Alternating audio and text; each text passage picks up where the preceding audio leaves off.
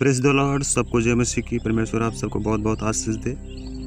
आज मैं फिर से एक नए वीडियो के साथ आपके साथ मौजूद हूँ और मैं आज पढ़ूँगा एफिसियों की पत्री, उसका 5 अध्याय और उसके 22वें पद से। जी हाँ मेरे भाइयों, आज हम पढ़ेंगे पति और पत्नी के विषय में। जी हाँ, कि एक पति को अपनी पत्नी के अधीन कैसा रहा जाता है और एक पत्नी को अपनी पति के अधीन कैसा रहा जाता है। हम टाइम को वेस्ट ना करते हुए आगे चलते हैं। अगर ये मेरा वीडियो आप सबको अच्छा लगता है तो इस वीडियो को ज़्यादा से ज़्यादा शेयर कीजिएगा, सब्सक्राइब कीजिएगा, लाइक कीजिएगा और साथ में बेल आइकन को भी दबाइएगा। तो चलते हैं हम परमेश्वर के दिए हुए वचन पर, जो पति और पत्नी के लिए है। हम पढ़ते हैं एफिसियों की पत्री 5:22 से। यहाँ पर लिखा हुआ है, हे पत्नियों, अपने पति के ऐसे अधीन रहो जैसे प्रभु के। यहाँ पर परमेश्वर के दास पौलुस के द्वारा कहा जाता है कि पत्नियां जो हैं अपने पति के ऐसे अधीन रहें जैसे कि वो प्रभु के साथ रहती हैं। जी हाँ, क्योंकि पति पत्नी का सिर है, जैसे कि मसीह कलीसिया का सिर है। जी हाँ, यहाँ पर पौलुस कहता है क्योंकि पति पत्नी का सिर है, जैसे कि मसीह कलीसिया का सिर है।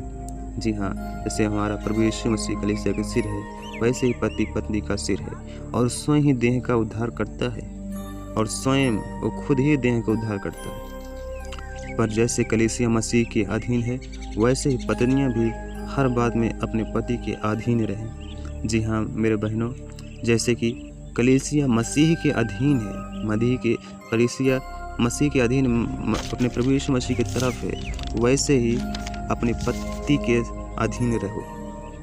और आगे लिखा हुआ है, हे पतियों, अपनी पत्नी से प्रेम रखो जैसा मसीह ने भी कलीसिया से प्रेम करके अपने आप को उसको दे दिया। जी हाँ, यहाँ पर पतियों के लिए पौलुस बोलता है कि अपनी पत्नी से प्रेम रखो जैसा मसीह ने भी कलीसिया से प्रेम करके अपने आप को उसके लिए दे दिया। जी हाँ, पति अपनी पत्नी के ऐसे अधीन रहना चाहिए कि मतलब उनके हर सुख दुख में वो काम आए, उनकी हर एक परेशानियों को वो बूझें, समझें। और लिखा हुआ है कि उसको वचन के द्वारा जल के स्नान से शुद्ध करके पवित्र बनाएं। जी हाँ भाइयों बहनों, अपने पति अपनी पत्नी को वचन के, परमेश्वर के वचन से शुद्ध करके पवित्र बनाओ और उसे एक ऐसी तेजस्वी कलीसिया बनाकर अपने पास खड़ी करे जिसमें ना कलंक, न झुर्री, न कोई और ऐसी वस्तु, वरन पवित्र और निर्दोष। जी हाँ मेरे दोस्तों, मेरे भाइयों, यहाँ पर पौलुस कहता है प्रभु के दास, और उसे एक ऐसी तेजस्वी कलीसिया बनाकर, हाँ एक कलीसिया की तरह अपने पास खड़ी करे। जी हाँ, जिसमें ना कलंक, अपनी पत्नी को ऐसी खड़ी करे जैसे कि ना उसमें कलंक हो, ना झुर्री हो, ना कोई और ऐसी वस्तु हो, हाँ वरन पवित्र और निर्दोष हो। अपनी पत्नी को, अपनी पति को ऐसे बनाओ। इसी प्रकार उचित है कि पति अपनी पत्नी से अपनी देह के समान प्रेम रखे। जी हाँ, इसी प्रकार उचित है जैसे कि पति अपने पूरे बॉडी को फिट रखता है, अपने बॉडी को देखता है, सुरक्षित रखता है, वैसे ही अपनी पत्नी के देह समान प्रेम रखे।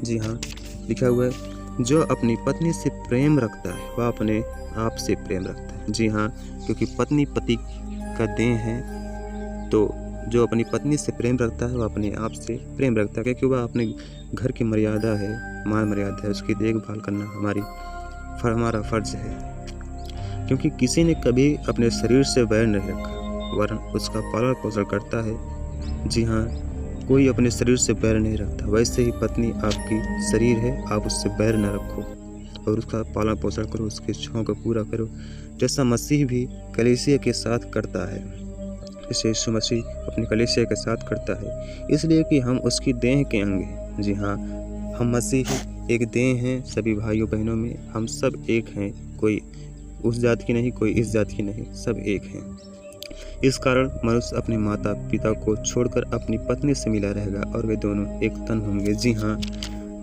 पत्नी के आने से एक बेटा, वो दोनों एक हो जाते हैं सचमुच, क्योंकि वो एक देह है ही।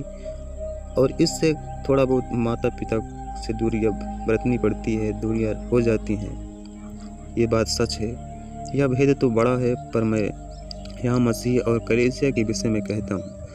पौलुस बोलता है, पर तुम में से हर एक अपनी पत्नी से अपने समान प्रेम रखे और पत्नी भी अपने पति का भय माने। जी हाँ मेरे भाइयों, सब लोगों के लिए जितने भी पति हैं, यहाँ पर पौलुस प्रभु का दास बोलता है कि जितने भी पति हैं अपनी पत्नी को अपनी देह की तरह प्रेम करें, पर तुम में से हर एक अपनी पत्नी से अपने समान प्रेम रखो। जैसे कि तुम अपने आप से प्रेम रखते हो, हर एक परेशानी चीज़ों से संतुष्ट रखते हो, वैसे ही अपने पत्नियों से भी प्रेम रखो और हर एक परेशानियों हर एक चीज़ों से संतुष्ट रखो।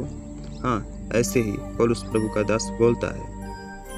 और पत्नी भी अपने पति का भय माने। और सचमुच जो पत्नी होती हैं अपने पति को कभी कभी बहुत दुख देती हैं और उनसे नफरत भी करने लगती हैं कि हमारा पति ऐसा है वैसा है, लेकिन जैसा भी है वो आपका पति है, उससे आप प्रेम रखिए। परमेश्वर ने आपकी जोड़ी आपके पति के साथ बनाया है, तो आप उससे अच्छा से व्यवहार करिए और उसके भय में रहिए, क्योंकि पति परमेश्वर होता है, वही आपका सृजनहार है। जी हाँ पत्नियों, आप सब अपने पति के अधीन रहे और पति भी अपनी पत्नी के अधीन रहे।